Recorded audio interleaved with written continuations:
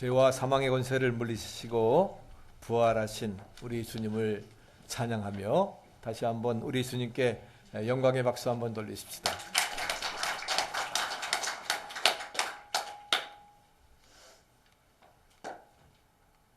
성경 말씀은 오늘 요한복음 20장 19절부터 29절 말씀까지 보시겠습니다. 요한복음 19장 20장 19절입니다. 한 목소리로 같이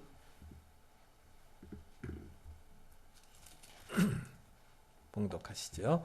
이날 곧 안식 후 첫날 저녁 때에 제자들이 유대인들을 두려워하여 모인 곳에 문들을 닫았더니 예수께서 오사 가운데 서서 이르시되 너희에게 평강이 있을지어다. 이 말씀을 하시고 손과 옆구리를 보이시니 제자들이 주를 보고 기뻐하더라. 예수께서 또 이르시되 너희에게 평강이 있을지어다. 아버지께서 나를 보내신 것 같이 나도 너희를 보내노라. 이 말씀을 하시고 그들을 향하사 숨을 내쉬며 이르시되 성령을 받으라. 너희가 누구의 죄든지 사하면 사하여질 것이요 누구의 죄든지 그대로 두면 그대로 있으리라 하시니라. 12 제자 중에 하나로서 디드모라 불리는 도마는 예수께서 오셨을 때에 함께 있지 아니한지라. 다른 제자들이 그에게 이르되 우리가 주를 보았노라 하니 도마가 이르되 내가 그의 손에 못자국을 보며 내 손가락을 그 못자국에 넣으며 내 손을 그 옆구리에 넣어보지 않고는 믿지 아니하겠노라 하니라. 8해를 지나서 제자들이 다시 집 안에 있을 때에 도마도 함께 있고 문들이 닫혔는데 예수께서 오사 가운데 서서 이르시되 너희에게 평강이 있을지어다 하시고 도마에게 이르시되 네 손가락을 이리 내밀어 내 손을 보고 네 손을 내밀어 내 옆구리에 넣어보라. 그리하여 믿음 없는 자가 되지 말고 믿는 자가 되라. 도마가 대답하여 이르되 나의 주님이시요 나의 하나님이시이다. 예수께서 이르시되 너는 나를 본고로 믿느냐? 보지 못하고 믿는 자들은 복되도다 하시니라. 아멘. 하나님의 살아계신 말씀입니다. 오늘은 예수님께서 죄와 사망의 권세를 물리치시고 부활하신 부활주일입니다. 우리 예수님의 탄생과 그래서 예수님의 탄생으로 역사가 기원전 기원으로 바꾸어졌지요. 그리고 예수님께서 죄와 사망의 권세를 미치고 부활하신 것은 인류 역사상 최대의 사건이고 기쁜 소식임을 믿으시기 바랍니다. 이제 2015년 부활절을 통해서 그런 놀라운 감격이 우리에게 함께할 수 있게 되기를 바랍니다. 오늘 본문에 있는 말씀은 예수님께서 죄와 사망의 권세를 이기시고 부활하신 날 저녁에 있었던 일입니다. 그날 새벽에 이제 막달라 마리아가 예수님을 찾아갔습니다. 그러나 무덤은 비어져 있습니다.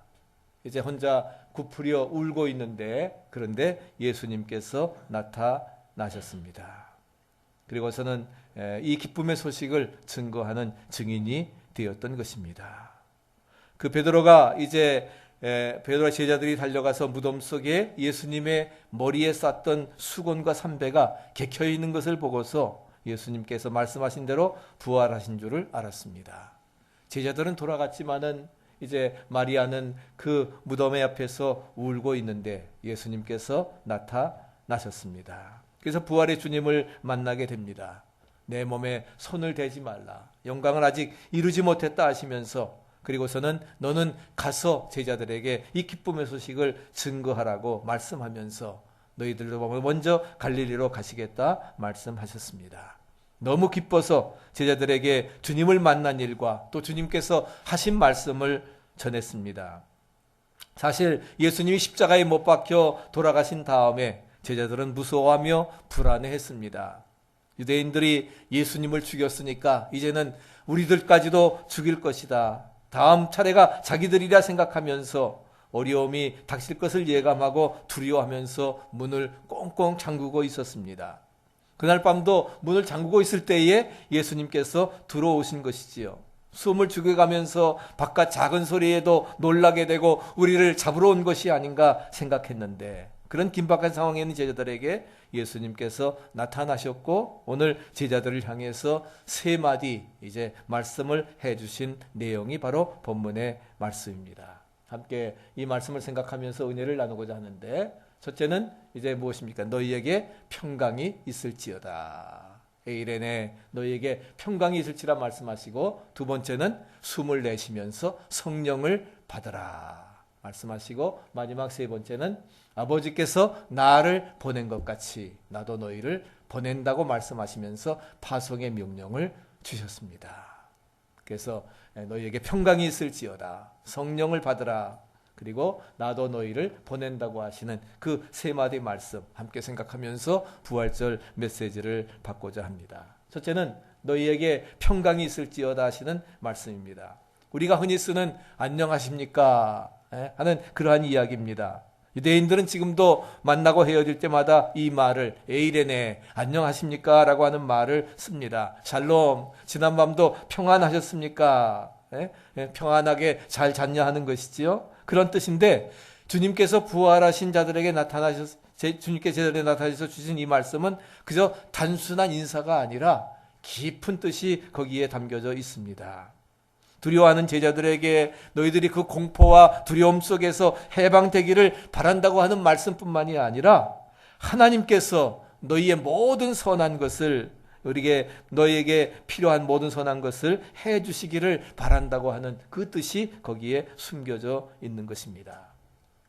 평화라고 하는 것은 우리 인생들이 가장 원하는 그러한 것입니다. 그래서 또 우리가 현재 갈급하게 필요한 것이 바로 평화라고 하는 것인데, 이 평화가 그럼 어디로부터 옵니까?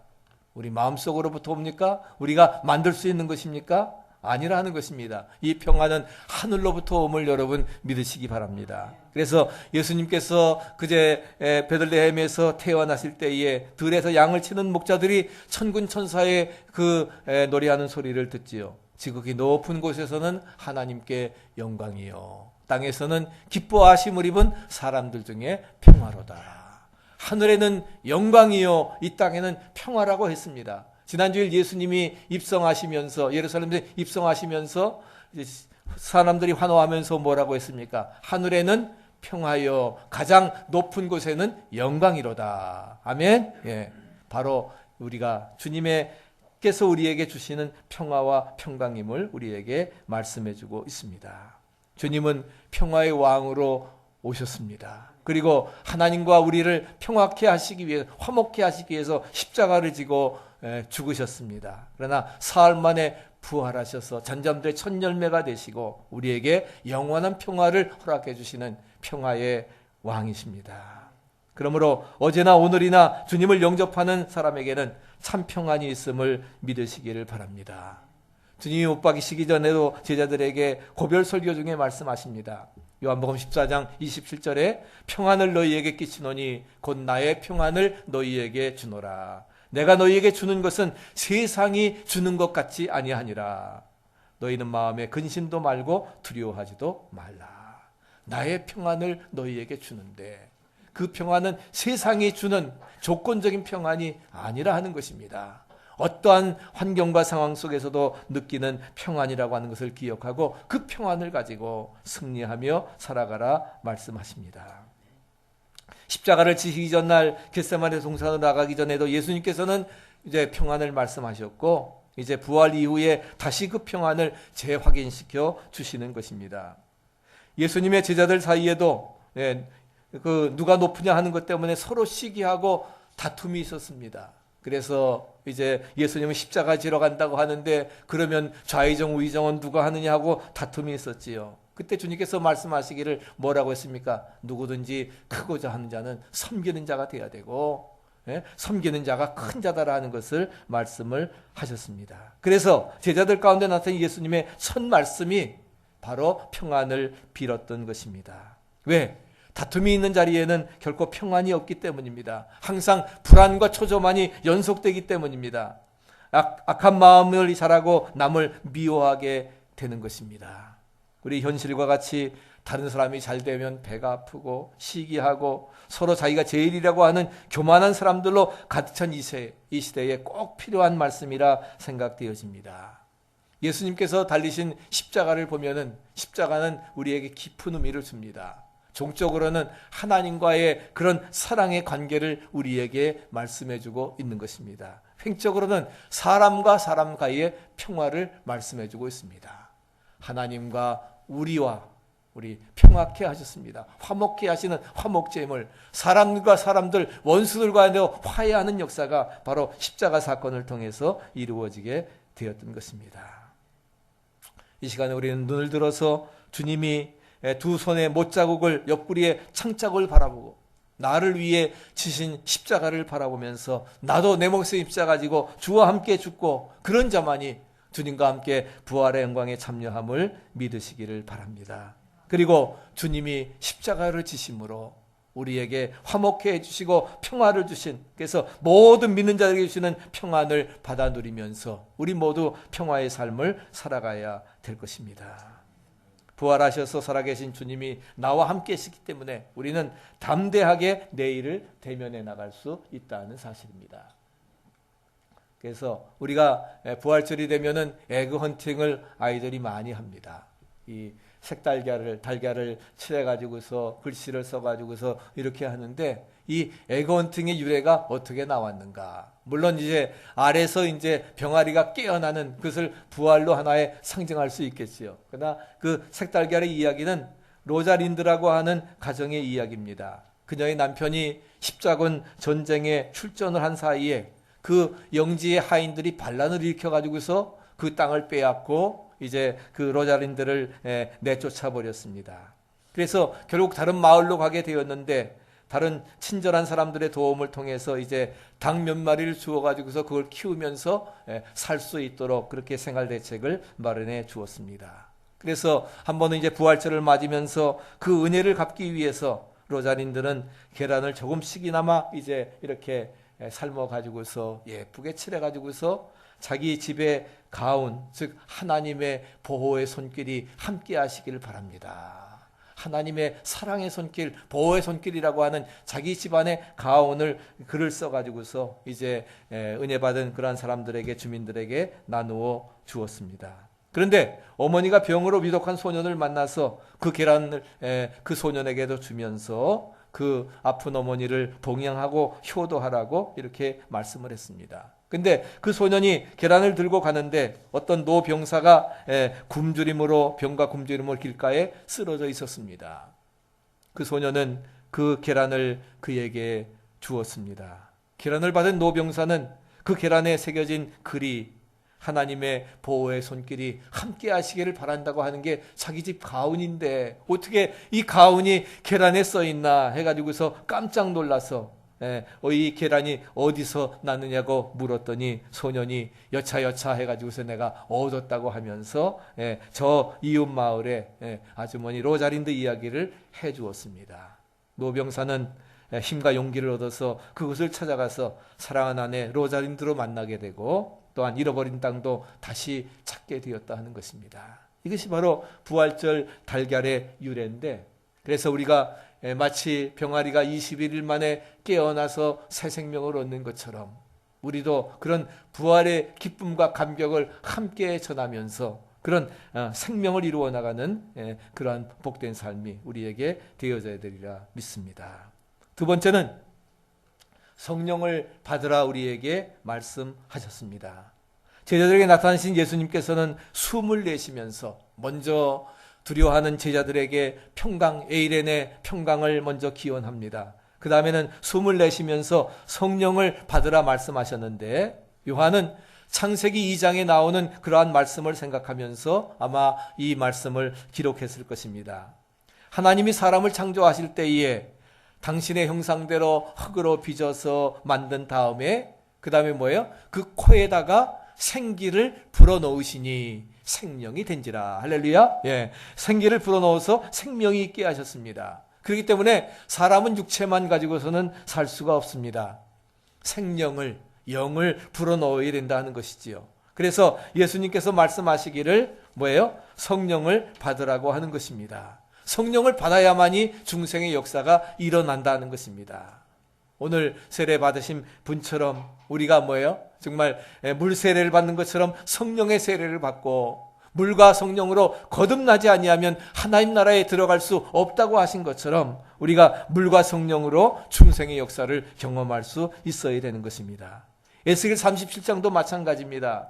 이제 그 무덤에 많은 뼈들이 함께 말씀을 대언하게 될 때에 그 뼈들이 맞춰져 가지고서 큰 근들을 이루어 살아났던 것처럼, 그렇기 때문에 이런 생명의 역사, 생기가 함께 불어넣어질 때에 그런 희망의 역사가 이루어지리라 믿습니다. 뿐만 아니라 주님께서 보내심을 받은 우리들이 사명을 다하려고 하면은 성령이 아니고서는 우리는 아무것도 행할 수가 없는 것입니다. 오직 성령이 너희에게 임하시면 너희가 권능을 받고 예루살렘과 온 유대와 사마리아와 땅 끝까지 이르러 복음의 증인이 되리라 말씀해 주셨습니다. 성령이 임할 때에 권능받아 증인된 사명 감당하십니다. 성령이 아니고서는 예수 그리스도를 주라 시인할 수 없을 뿐더러 우리가 증인의 사명을 감당해 나갈 수 없다 하는 사실입니다. 그러므로 우리는 성령의 충만함 세례를 받기 위해서 기도해야 될 것입니다. 성령 충만해야 돼요. 충만해야 우리가 육신의 소욕을 이루지 아니하는 것입니다. 그것은 개인뿐만이 아니라 우리 교회도 마찬가지입니다. 교회가 성령으로 충만하게 되어질 때에 교회가 교회로서의 사명을 충실히 감당할 것이고 또한 부흥의 불길이 일어나리라 믿습니다. 이제 우리 부활절을 통해서 우리 교회에 부흥의 놀라운 불길이 일어날 수 있게 되기를 바랍니다. 이것은 뭐예요? 성령의 역사 아니면 안 됩니다. 그렇기 때문에 우리 모두가 뭐예요? 성령이 임하기를 간절히 기도하면서 오순절 마가의 다락방에 열흘 동안 합심해 기도해서 성령 충만함을 받고 권능을 받아서 능력의 증인의 사명 감당했던 것처럼 그런 그 희망의 역사를 우리 모두도 이루어 나가야 될 것입니다. 그것이 우리에게 무엇보다도 중요하다는 것이지요. 그래서 교회가 성령으로 충만하게 될 때에 교회에서의 사명을 감당하고 부흥의 역사 이루어지리라 믿습니다. 건조한 사막에서 발견되는 꽃이 있습니다. 이 꽃 이름이 뭐냐면 아나스타티카라고 하는 꽃입니다. 아나스타티카라고 하는 꽃인데 이 식물은 꽃이 핀 다음에 잎사귀가 메말라지고 그 다음에 가지가 말라 죽은 것처럼 이렇게 다 되어버리지만 여기에 습기가 물기가 닿게 되면은 다시금 뭐예요? 이것이 부흥하고 다시 복원되어진다 하는 것입니다. 새로운 생명, 잎사귀를 내밀고 생명으로 소성합니다. 뛰어난 복원력 때문에 바로 이 아나스타티카를 부활의 꽃이라고 말합니다. 물기가 닿으면은 예수의 생명이 터치된다고 하면은 거기에 뭐예요? 새로운 소성의 역사가 이루어질 줄로 믿습니다. 나는 부활이요 생명이니 나를 믿는 자는 죽어도 살 것이요. 나를 믿는 자는 죽어서 살 것이요. 무릇 살아서 믿는 자는 영원히 죽지 아니하리라 약속해 주셨습니다. 부활과 생명 되신 그 예수님께 접해질 때에 그 생명력이 우리의 삶 속에 와 닿을 때에 우리에게도 놀라운 부활의 역사가 이루어지리라 믿습니다.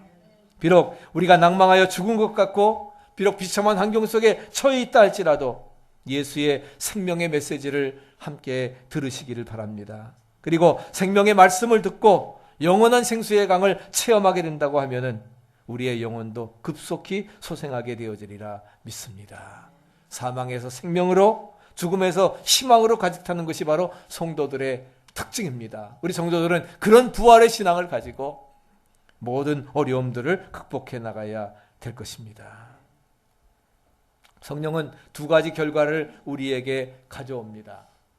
하나는 우리가 첫째는 성령 충만 받지 못하면 우리는 아무것도 할 수 없습니다. 그렇기 때문에 성령의 충만함을 받으라. 성령을 받으라 우리에게 말씀을 하신 거죠. 성령 충만 받지 않으면 아무것도 할 수 없습니다. 그러나 반대로 뭐예요? 성령 충만 받으면 무엇이든지 할 수 있다. 아멘. 성령 받지 않으면 아무것도 할 수 없지만 성령 충만 받으면 무엇이든지 할 수 있는 것입니다. 사랑이 어디서 옵니까? 기쁨이 어디서 생깁니까? 평안이 어떻게 만들어집니까? 뭐라고 했습니까? 오직 성령의 열매는 사랑과 실학과 화평과 오래 참음, 자비, 양선, 충성, 온유, 절제, 이 9가지 열매가 뭐예요? 성령의 충만함을 통해서 맺어지는 열매입니다. 한마디로 뭐예요? 성령이 충만하면 맺어질 줄로 믿습니다. 예? 그리스도의 사랑이 충만해지고 또 우리의 평화, 기쁨이 넘치고 그 다음에 평화, 서로 화목되어져서 천국을 이루는 아름다운 역사 이루어지리라 믿습니다. 그럼 우리가 어떻게 성령의 충만함을 받을 수 있습니까? 예? 성령의 충만함을 받을 수 있습니까? 내가 회개해서 하나님의 용서를 받고 그 다음에 이웃이 허물을 사하여 줄 때에 이루어지는 것입니다. 믿습니까? 내가 회개해서 하나님께서 나의 모든 죄를 용서해 주시고 기억하지 아니하시고 우리의 죄를 자백하면 미쁘시고 의로우신 하나님께서 우리를 용서해 주시고 우리를 의롭다 하시리라 믿습니다. 또한 성도들 간에 이웃 간에 뭐예요? 허물을 사하여 줄 때에 바로 성령의 충만함을 받을 수가 있는 것입니다. 사도행전 2장 37절에 베드로가 이제 5,000명 앞에서 회개하고 저들이 이제 회개하면서 마음에 찔려서 우리가 어떻게 해야 됩니까? 물었을 때에 저희가 이 말을 듣고 마음에 찔려 베드로와 다른 사도들에게 가로되 너희가 회개하여 예수 그리스도의 이름으로 세례를 받고 죄 사함을 받으라. 그리하면 성령을 선물로 받으리라. 우리가 예수 그리스도의 이름으로 세례를 받고 죄 사함을 받으면 성령을 선물로 받으리라 말씀해 주셨습니다.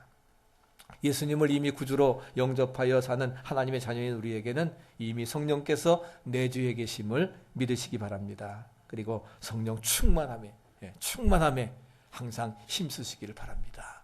육신의 소욕이 이르지 아니하고 성령 충만함으로 우리 모두가 능력에 증인된 사명 잘 감당해 나가야 될 것입니다. 마지막 세 번째는 이제 나도 너희를 보내노라. 아버지께서 나를 보내셔서 그래서 뭐예요?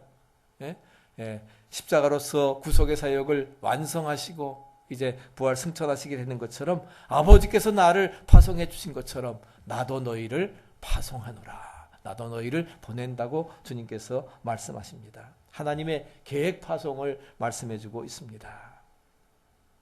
여기에 중대한 뜻과 깊으신 계획이 담겨져 있습니다. 평강과 우리에게 성령을 주시는 것도 바로 무엇입니까? 우리를 보내주시기 위해서 그렇게 하신 것입니다. 하나님께서 예수님을 무엇하러 보내셨습니까? 인자에 온 것은 섬김을 받으려 함이 아니라 도리어 섬기려 하고 자기 목숨을 많은 사람들의 대속물로 주기 위해서 오셨다 말씀하셨습니다. 예수님이 오신 것은 섬기러 오신 것이 아니에요.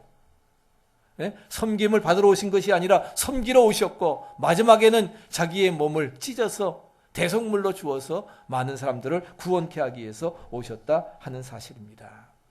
그래서 주님은 섬김의 본을 보여주셨습니다. 기독교는 섬김을 받는 종교가 아닙니다. 섬기는 종교임을 믿으시기 바랍니다. 여러분도 뭐예요? 직분이 높아져 가면 갈수록 신앙생활 연조가 깊어지면 깊어질수록 뭐예요? 섬김을 받는 게 아니라 도리어 뭐예요? 섬겨야 된다 하는 거예요. 이것이 예수님의 정신입니다. 그래서 많은 사람들의 대속물로 주려 하기 위해서 죽어오게 될 때에 거기에 놀라운 생명의 열매가 맺혀지게 되리라 믿습니다. 이웃을 위한 가장 큰 봉사이고 하나님을 가장 기쁘시게 하는 것이 무엇입니까? 하나님을 기쁘시게 하는 것은 바로 뭐예요? 죽어가는 한 영혼 구원해서 하나님 앞으로 주께 인도함 받게 하는 것, 그것이 바로 하나님이 가장 기뻐하시는 것입니다. 그래서 하나님은 지금도 뭐예요? 심판의 칼을 멈추시고 한 정이라도 돌아오기 위해서 우리를 우리에게 사명 주시고 또한 우리를 파송하신다는 것입니다. 하나님께서 예수님을 이 땅에 보내주신 것 바로 인류 생명을 구원하시기, 그래서 마지막에 십자가를 지심으로 죽으셨고 이제 우리들에게는 다시 살아나셔서 이제 파송 명령을 주시면서 이 구원의 소식을 만방에 전파하라고 말씀을 하고 있습니다. 여러분 보도 보셔서 알지만 너무나 끔찍한 일들이 요즘에 너무나 우리 주위에 많이 일어납니다. 지난 주간에도 또 이제 조선사가 강제로 그냥 비행기를 이렇게 착륙시켜가지고 다 수많은 사람들이 죽고, 또 지난 2일에도 동아프리카 케냐 가리사 대학에 난입한 이슬람 극단주의 무장 세력인 알샤밥이 147명의 학생들을 총기를 난사해서 다 죽였습니다. 그래서 참 이런 끔찍한 일들이 바로 며칠 전에 있었던 이런, 참 뭐 이런 비일비재하게 지금도 전쟁에 그치지 아니하고 재난과 위험 속에 우리는 살아가고 있습니다. 그러면서 극단주의자들이 결국 그 새벽 5시 반에 이제 그 대학 기숙사에 들어가 가지고서 너 모슬림이냐 아니면 크리스찬이냐, 우리 하는 선택을 선택하는 거죠. 뭘 믿느냐. 크리스찬이라고 하면은 다 총기를 쏴서 죽였습니다. 사실 거기서 살라고 하면 뭐예요? 아니라고 부인할 수도 있겠지요.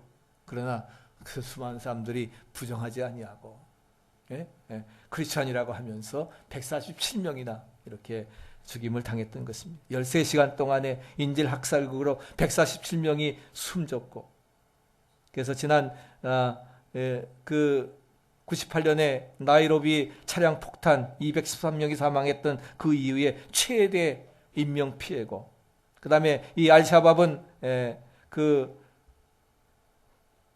테러 단체로서 그 다음에 그 알케야타와 2012년에 손을 잡아서 이제 주 활동 무대를 케냐로 옮기게 되었습니다. 그래서 케냐는 아주 굉장히 지금 혼란한 가운데 있습니다. 그런 가운데서 미국과 이제 주변에 있는 나라들이 이 알샤밥을 소탕하려고 애를 쓰지만은 제대로 되지도 않고, 이 사람들이 정말 생명 놓고 하는 건데요. 9.11 테러도 다 누굽니까? 뭐 이 사람들 주동해서 한 사람들입니다.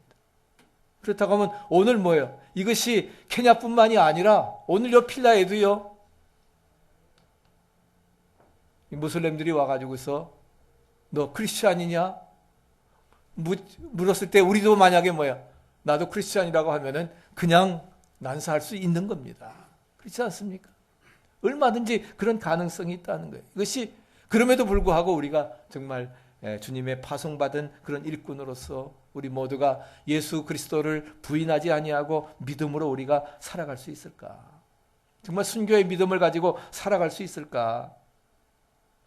우리 권사님 기도해 주신 것처럼 너희는 가서 모든 족속으로 제자를 삼아 아버지와 아들과 성령의 이름으로 세례를 주고 내가 너에게 분부한 모든 것을 가르쳐 지키게 하라 하시면서 The Great Commission, 지상 명령을 주셨는데, 그러면서 주신 말씀이 무엇입니까? 내가 세상 끝날까지 너희와 항상 함께 있으리라고 하는 약속의 말씀입니다. 그 약속의 말씀을 믿기 때문에 우리는 어떤 환경 속에서도 부활신앙을 가지고 순교의 믿음을 가지고 예수 그리스도를 저버리지 않는 것입니다. 감사한 것은 주님께서 우리를 세상에 보내실 때에 우리만을 보내지 않는다 하는 겁니다. 반드시 우리와 함께 하시리라. 세상 끝날까지 너희와 항상 함께 있으리라 약속해 주셨습니다. 우리가 그런 믿음을 가지고 어떤 위험 속에서도 끝까지 순교의 믿음을 지켜갈 수 있는, Jesus is my Lord, 주님만이 나의 구세주이십니다. 세이비어, 구세주이고 나의 주님이십니다. 그 주님을 영접하고 믿음 안에 살아갈 수 있어야 될 것입니다. 이 일을 능히 감당케 하신 이가 성령이기 때문에 우리는 이 일을, 사명을 감당해 나갈 수 있는 것입니다. 오직 성령이 너에게 임하시면 권능을 받아 증인된 사명을 감당해 나갈 수 있다는 것이죠. 지난번에 말씀을 드렸지만 올해는 오늘 부활절입니다. 1884년 4월 5일, 똑같이 130년 4월 5일도 인천 제물포항에 그 언더우드와 아펜셀러 감리교 장로교 선교사가 동시에 제물포항에 입항을 했습니다. 130년 만에 2015년 4월 5일, 130년 만에 부활주일이, 오늘 4월 5일 부활주일이 딱 이루어지게 되었습니다. 이 제물포항에 이제 아펜셀라 선교사가, 감리교 선교사가 입항을 해가지고서 그렇게 해서 이제 우리에게 복음이 증거됐습니다. 그래서 한국을 자유와 빛으로 아펜셀라, 1902년에 목포에 성서 번역회의가 있어서 배를 타고 갔다가 난파가 되어서 소녀를 살리고 자기는 죽었습니다. 참 더 오래 살았을 텐데 그렇게 하면서 아펜셀라 후손들을 통해서 이제 복음의 아름다운 빛이 증거되었는데 참 1884년에 갑신정변이 일어나고 민비가 시해되어지고 조선의 정세는 아주 매우 불안스러웠습니다. 당시 국제사회는 조선을 소망이 없는 운둔의 땅이라고 했습니다. 그러나 황무지이기 때문에 복음이 증거되어야 된다고 결정을 하고 아펜셀라는 이제 선교사로 지원을 했던 것입니다. 1885년 4월 5일 부활절에 거센 풍랑을 헤치고 한 척의 배가 이제 제물포항에 도착을 합니다. 이 나라에 처음으로 복음이 들어오는 단순한 입항이 아닌 감격스러운 순간입니다. 그래서 황무지에 소망의 빛이 비춰지는, 희망의 빛이 비춰지는, 복음의 빛이 비춰지는 그러한 순간이었습니다. 아펜셀라는 본국에 보낸 첫 선교 보고에서 이날의 감동을 이렇게 말합니다. 우리는 부활절에 이곳에 왔습니다. 그날 사망의 철장을 쳐부수고 부활하신 주님께서 조선의 결박을 끊어주시고 하나님의 자녀로 빛과 자유의 세계로 인도해 주시기를 기도했습니다. 아멘. 그렇게 기도해서 130년 만에 어떻게 했습니까? 우리 교회는 정말 놀라운, 한국은 부흥을 이루어 나가고 경제 대국이 되었고, 바로 이것이 뭐예요? 예수 그리스도의 복음을 믿는 믿음을 통해서 이루어졌던 것입니다. 그리고 저는 작년에 이제 그 연회에 가서 설교하면서 바로 이 아펜셀라를 배출한 연회가 바로 우리 랑카스타 펜실베니아 연회입니다. 랑카스타 제1연합감리교회에서 선교사로 파송을 했는데 바로 이 선교사 아펜셀라를 통해서 우리가 복음을 받고 배제학당에서 이화학당에서 공부하고 정동교회에서 봉사하고 감리교 목사가 되어서 이제 선교의 빛을 갖기 위해서 이곳에 왔고 교회를 개척했다. 그래서 우리 모두 이 빛을 이제 땅끝까지 갚아나가는 증인의 사명을 감당해 나가야 될 것입니다. 그래서 부활하신 주님은 우리에게 말씀하십니다. 아버지께서 나를 보내신 것 같이 나도 너희를 보내노라. 나도 너희를 사명지로 보낸다 하는 것입니다. 무슬림 지역으로 보낸다 하는 것입니다. 거기에서 예수를 증거함으로 순교의 피를 흘려야 될지도 모르지만 그렇게 해서 한 생명 살리고 하나님 나라를 확장시켜 나가는 것이 주님의 뜻이라고 하면은 그 뜻을 이루어 나가야 된다 하시면서 주님께서 온전히 이 말씀을 우리에게 허락해 주시는 것입니다. 바울도 바로 이 복음을 위해서 전도자와 사도로 임명받았다 했고 그는 순교하기까지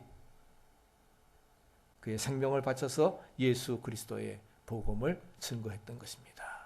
환난과 결박이 나를 기다린다고 하지만 나에게 받은 구원의 복음 증거하는 일을 마치려 하면은 나의 생명을 조금 더 귀한 것으로 여기지 않겠다 말씀하고 그는 순교의 사도가 되었던 것입니다. 오늘 부활의 주님이 나타나셔서 우리 등대교회에 오셔서 말씀하십니다. 너희에게 평안이 있을지어다.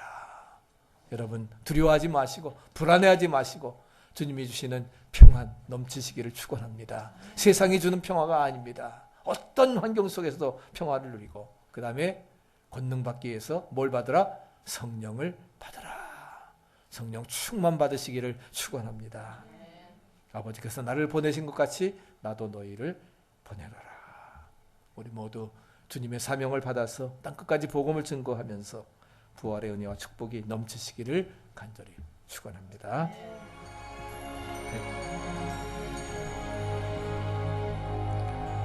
세상을 향해 사랑의 빛을 비추는 필라델피아교회 조병호 목사입니다. 오늘 말씀을 들으시고 말씀에 대해 문의가 있으신 분은 215-690-4919로 전화해 주시거나 또 말씀을 계속 들으실 분은 lighthousekumc.org로 들어가시면 되겠습니다. 저희 필라델피아교회는 주일 예배 11시, 영어 예배 10시, 수요일 8시, 새벽 6시에 말씀 묵상을 하고 있습니다. 우리 부활의 기쁨의 증인이 되기를 원하시는 분들은 함께 참여하시기를 바랍니다. 137 노스 이스턴 로드 글렌사이드 펜실베니아 19038입니다. 노스 3동구로 올라오시다가 첫 번째 엑짓인 이스턴 로드로 빠지셔서 아카디아 유니버시티를 거쳐서 글렌사이드역 오른편 위쪽에 있습니다.